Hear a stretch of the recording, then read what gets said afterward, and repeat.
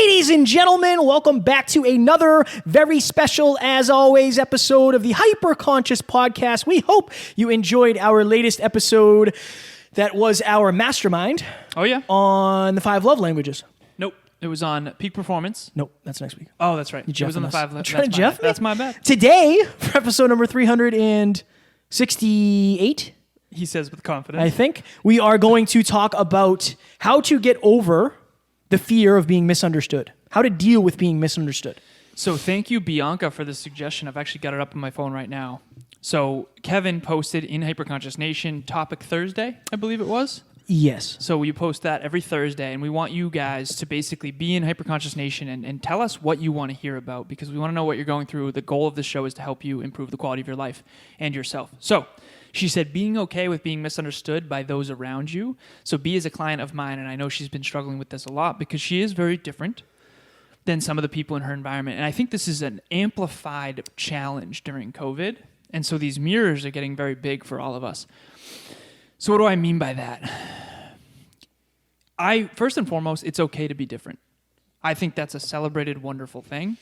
I think we all are different because we all have unique core values. We all have unique goals and dreams. And what we do and don't do, say and don't say, think and don't think, believe and don't believe, are all connected to what our uniqueness is.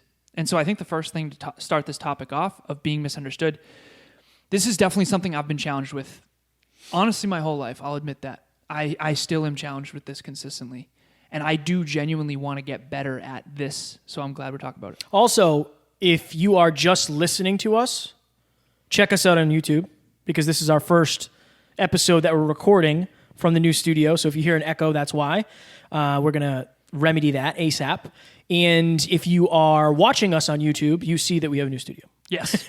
Also, we're going to put a TV here for next week's episodes, and there's also going to be a TV behind you guys so we can see the guests, and we can do the masterminds from right here and still see everybody on the big screen TV. So for me, I don't think I really ever dealt with being misunderstood earlier on, but I would say now more than ever, I probably do.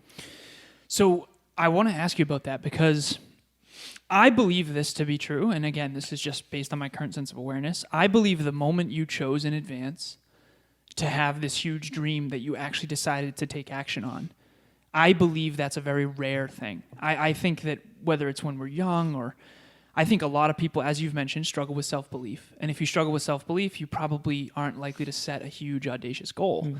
And I think the moment you set a huge goal and really own your dream and go all in on it, I think you're now somewhat abnormal. So what has your experience been in the past fitting in versus now? I don't really know, because I never really thought about it. I never really wanted to fit in. That was kind of the thing. Like, I didn't go to college kind of because everybody else was doing it. I was like, I'm not just going to do what everybody else does. I don't want that. And then, like, I wanted to be a fighter. I was the only person I knew who wanted to do that. Right. I went in the fire academy with a bunch of people I didn't know. Like, I didn't know anybody that was a firefighter. I started podcasting. I didn't know anybody that was podcasting. I kind of like being different than everybody else. Except me. Well, yeah. But yeah. But you weren't podcasting like this. No, I know. Right? Like, yeah. I was at the very early stages. Yeah. I got the gear. I got that, you know. Right. I kind of like being different. Dude, in high school, I used to run around the block, the big block in Uxbridge, shirtless in like 30-degree weather, just to be weird. And probably because I like the attention, honestly. Right. I'll be honest. But, like, I've always liked doing things different. Usually those things are more hardcore, so nobody's ever going to say anything about them. And people used to yell at me all the time when I was running anyway. It didn't matter. So what's one time where you found it? Because I remember there was a weekend. I forget the exact details, nor do I want to go into them. But there was a weekend you went away, I think to the Cape or something. Oh, yeah. With Taryn. And I remember you talking to me after, and very vulnerably and openly, and I appreciate this, you missed me, you know, and you missed this stuff. You missed personal development. You were in an environment that was not very personal development-y, for lack of better phrasing. Did you feel misunderstood in those environments? Did you feel different? I felt different. I didn't feel misunderstood because I wasn't necessarily broadcasting who I was. It was kind of like, in a way, Taryn and I were the anomalies. Right. So it was just like we just kind of fit in. I just kind of turned it off a little bit. I think some people are doing that always.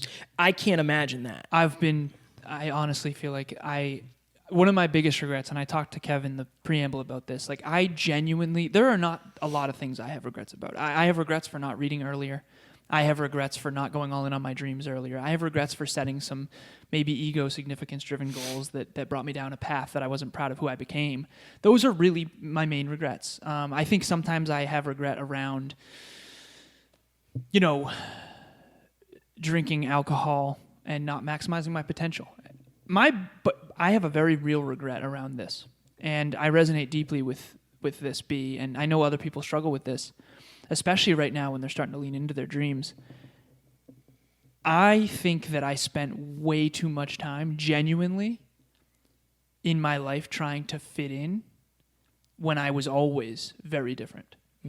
You've mentioned this to me in the past, and you've actually helped me realize how different I am, because you've said things like the level of self-belief that I have we were on a mastermind, not a mastermind, the Hyperconscious Book Club. And Mia was talking to Taryn, and I was just listening in. And Mia said something along the lines of, most people need to see something with their eyes before they'll believe it. I've never needed that. And I don't know what that means, and I'm not saying this in any sort of arrogant way, but I never really needed to see it first. I had this thing, I genuinely saw me with that trophy 2.5 years, 3 years prior to that. And I don't know how to explain it, but I knew I could do it if I wanted to. There was never a question of, it was only a question of whether or not I wanted to do it.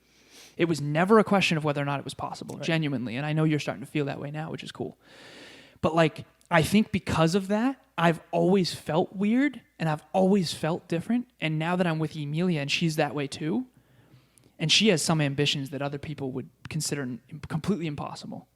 And she knows in her heart of hearts that she can do that.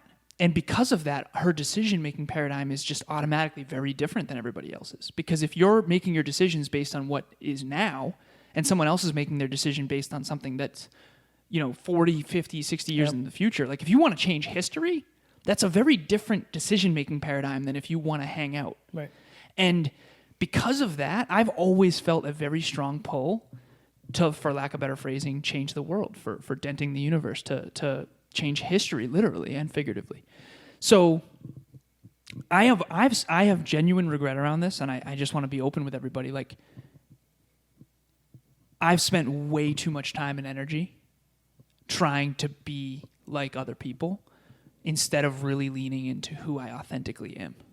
And I honestly think that now that you have self-belief, you're also surrounded by a bunch of people who kind of do too. And that's the thing. Your environment is very much a product of hyperconscious. Right. And so by the time you had the belief and were kind of like me in this sense, I think your environment supports it. Yeah. I think it's almost the other way. It's almost like I can't not be me in a weird way. I would be more misunderstood if I stopped being this version of Kevin than if I just went all in on this. Everybody knows me as this now. Right. You know what I mean? Right. I kind of can't go any other way. I mean, I could. I don't want to. I like this. Right. I enjoy this. This is my life. I don't know. For me, it never really was that. And even when I started this journey, Matt believed in me. You believed in me. Oh yeah. Everybody that I was around believed in me. Even the people that I don't talk to anymore, they believed in me. Nobody ever said you're not going to be able to accomplish that. Nobody did. Really. I mean, there was a couple people at my old job who kind of didn't, but there was also a couple people that were like, that's awesome. You should definitely do that. I just think I've had a lot of positive people in my life. I've never really had people that try to hold me back. Even my mom and my grandmother, they never tried to hold me back. I think they were more afraid than anything. But it's interesting. I just think I'm surrounded. I am a product of a lot of things, but the people that surround me, I'm blessed. I genuinely believe that. Right. I'm lucky when it comes to that. I don't think anyone purposely tried to hold me back. I think that I held myself back by allowing... But you've had people that would just talk crap. Oh, yeah. I never had that. Ever. Not that you're aware of. Nobody ever said it to me. Yeah, right. Well, that's probably because they were afraid of you. Maybe. Yeah. Maybe. For me, it was always me. I always didn't believe in myself. It was never, when I was playing baseball, everybody wanted me up at the plate. Me or Matt, probably, right? There were some other people too. But I was always kind of the best on my team. I was always top 5 or 10 in the league. It was me that didn't feel good enough. It wasn't other people that were that way. Right. So that's just a little bit about me. So B mentioned... Hey, look at this wall. I know, right? Take a look at this wall. Take a look at this wall. Good-looking wall. It's a good-looking wall. So B mentioned in the topic she wanted to talk about is she's feeling misunderstood by the people in her environment. What do you believe she can do about that? The problem, there's a couple things that happen. Can you remove yourself from the environment? Number one. It's hard when it's not necessarily friends. Maybe it's family members, that kind of thing. But I think at the end of the day, you have to believe in your mission so much that you understand that's just everybody that has ever dented history was extremely misunderstood. Right. Like, we're going through a very interesting time in the world, and especially in the country right now with, all this, not right now, but in general, racism, as everything's going crazy right now. I don't even know what to say to sum it up. But like Martin Luther King Jr. Was very misunderstood. But people still talk about him today. Right. Like Elon Musk. Yep. That dude is a robot. Right? But he's changing the world. Right. He's changing the world. He literally said, you know what? You're not going to have to put gas in your car ever again because I don't want you to have to. Right. And he just flew to the space. He just flew to space. It's just some dude. Like, he's not NASA. He's just some guy. Right. He's the most misunderstood. Right. I think you have to understand that in order to make a giant change, you have to be a lot different. Yeah. Yep. And it's just kind of par for the course. And maybe you haven't been doing it long enough yet where it's locked in that, like, this is who I am. Deal with it. Like, if you don't like this person, if you like who I used to be, then we're not going to be like we used to be. Exactly, man. That's Emilia and easier I were said talking than done, about that though. in the car. Easier It's said than hard. done. It's hard. Okay, I was thinking about this recently, and this will be very valuable for you, B, and anyone else listening, really, too. Back in high school, I was a semi-pro, arguably pro Halo player. All my friends loved Halo. I didn't know the law of attraction back then. I was just doing what I love. And naturally, everyone in my life, like, I'm close friends with Ben Zeiss, Ryan Moore, they were all nasty at Halo. It's not a coincidence, right? So those friendships, and this is very hard for people to understand and even hard for me to admit to myself, those friendships were a byproduct of Halo more than they were of anything else. I remember being in college and Ryan Moore invited me to tournaments because I used to win almost every tournament I played. And the goal was the tournament. And then the experience was us as a team at the tournament, and the friendship was a byproduct of that. You know, we went out to LA together because I had an aspiration to work in show business. I've always been a huge movie lover. You know, Ryan Bliss, we've had him on the show. He's a director, and it's just what I think we fail to realize is that the friendship is a byproduct of the goals. And so if you're in an environment like B and like I have been where no one around you has similar goals, I think that's the thing. Everyone in my life now has very similar goals and core values. And I think that I've been in environments where I was always, I don't want to say I was not the only one with goals, but I was definitely the only one with as big of goals. And I was definitely the only one who had that type of goal. You know, growing up in Uxbridge, I don't think I grew up around a ton of people who wanted to change history, or who even believed that was possible, or even could conceptualize what that means. And I don't mean this in any sort of, this isn't about me, but the point is this. You're out there, you're hyper-conscious, okay? You understand that who you become and the life you live and the journey you embark upon is going to be dictated on your goals. I'm going to say this. Let's say you set a goal right now to actually accumulate $5 million. And you actually intend on making that possible. That's 100% doable. We've met many people who do it. You are immediately different in an instant than everyone around you, unless they're all shooting to be millionaires. I think that's what B's talking about. She wants to start this huge business, and that's awesome. And I support her. You support her. They're starting a podcast called Why Power Podcast, like her and Emilia.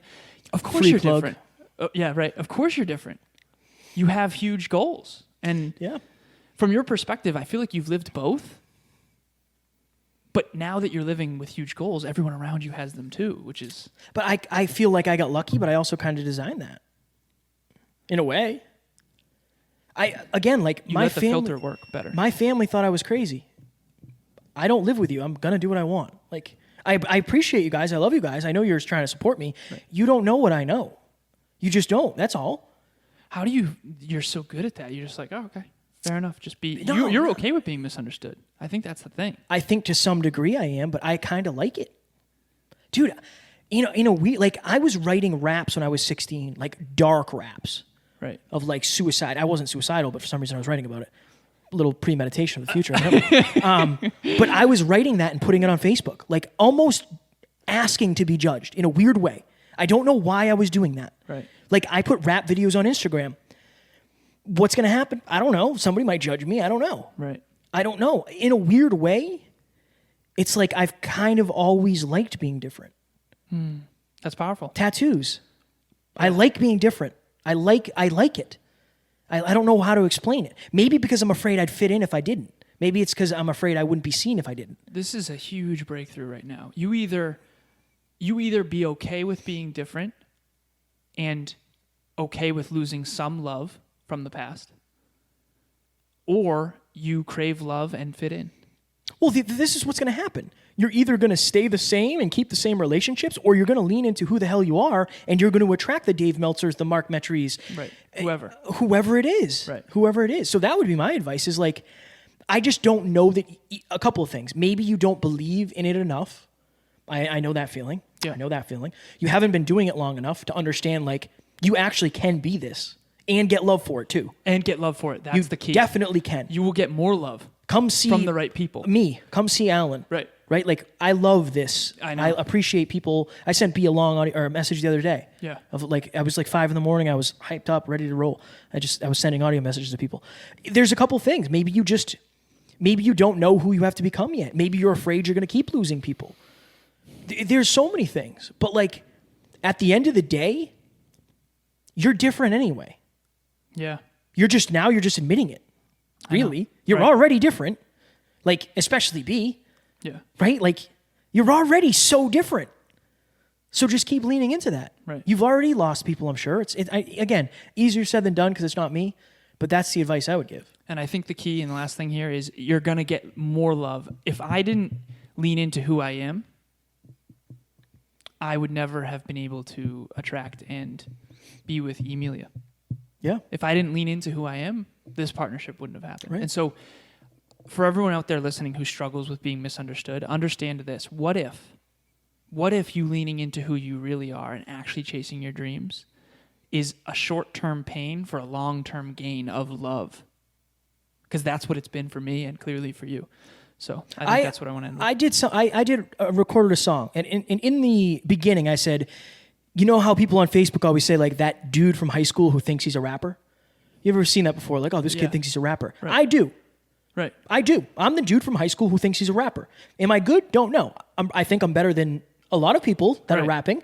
But the point I'm trying to make is like, I don't care that you don't understand me. I understand me. You don't have to understand me. I'm not doing this for you. I'm doing this for me. Right. You don't get to decide whether or not I do it because you understand me. I don't care. Right. I don't. And do I care what a lot of people think? Yes. I care what you guys think. If you're watching this, if you're listening to this, I always want you to say Kevin showed up. Right. But if somebody says like, oh, that's stupid, you're trying to podcast, cool. I don't care. I don't care at all. Right. Tell the people that listen. Like, tell them it's stupid because they don't think it is. Right. Right? You're a speaker, like a motivational speaker. Tell the people that come and watch us speak that that's a terrible thing. Right. I think I'm just over the hump now of like, I'm getting fired up right now. I like it. I don't want people to not live their dreams because somebody else is stopping them. Yeah. I'm like getting emotional. It just bothers me. Same. It's like you're so capable of whatever it is you want to do. And will you lose love along the way? Sure. But you'll gain love you never would have gotten. Exactly. And it's worth, I promise it's worth it. It just at first feels painful. It sucks. It sucks at first. It sucks. Yeah. But eventually you get all the love and it's unbelievable. Yeah. Amen. Fired up. Yeah, it's really Fired good. up. Okay, so I wanted to just mention the weekly mastermind. So 6 p.m. Eastern Standard Time, every Monday night at 6 p.m., we do a weekly mastermind. Every month we have a guest featured. We had Mark Metry this month. I'm not sure who we're going to have, but we got some exciting potentials that we've been talking about. Yes. And I think it's going to be the fourth week of every month. most likely. I don't know what we're talking about next week, but we just did peak performance, system of success, big rocks, how to design your day for success, all that, which was absolute fire. That's dropping next Tuesday. And come join us. Like, we encourage you to ask questions. We also, Amy, shout out to her. She encouraged everyone to drop their Instagram handle in the chat so you can connect with each other. Honestly, that's probably what I'm most excited about, is like everyone who's in that room to learn and grow, you're naturally into learning and growing. So connect with each other. You know, that's what we want. We want to be a connector. So, and also check out the new and improved www.thehyperconsciouspodcast.com. You can still get into Hyperconscious Nation. There is a link at the top that says join #Hyperconscious Nation. Fire website. Alan and I are going to start really, really scaling this thing in terms of like, if you're watching on YouTube, this wall goes up another 2 feet. So like, we're going to do live trainings here. We're going to do the masterminds here. We're going to do online training programs here. We're really using this year to scale. We're really using this year to like keep leveling up. So check out the website. Let us know what you think. And we're going to keep adding stuff to that. We're very fortunate at this point to have connections. And thank you, Tiff. Yeah, thank you, Tiff, for the website. It looks beautiful, mobile and regular. We interview some of the most successful people in the world, and we're so blessed to have been able to do that. We're going to take the best stuff we've learned, not only on this show, but we're going to put them into courses as well. And so, yeah, that website is unbelievable. Thank you all for listening. And this is a big next step for anyone hyperconscious. This is what, Wednesday? Yep. So up next, we're going to reflect on the top 5 most popular episodes we've done, and we're going to look at them from a new, higher level of awareness to see what we learned, thus teaching you again about what we already talked about once. 10-second blip? 10-second blip. You can either be loved for who you are, or you can get love when you become who you want to be. I don't know if that makes any sense, but I'm going with it. Going with it. I would say it's impossible to grow without changing. And if those changes are hyperconscious changes you want to make, it's worth it to be misunderstood. Fire. Ladies and gentlemen, we hope you enjoyed, and we will talk to you on Friday. Talk to you soon. Bye.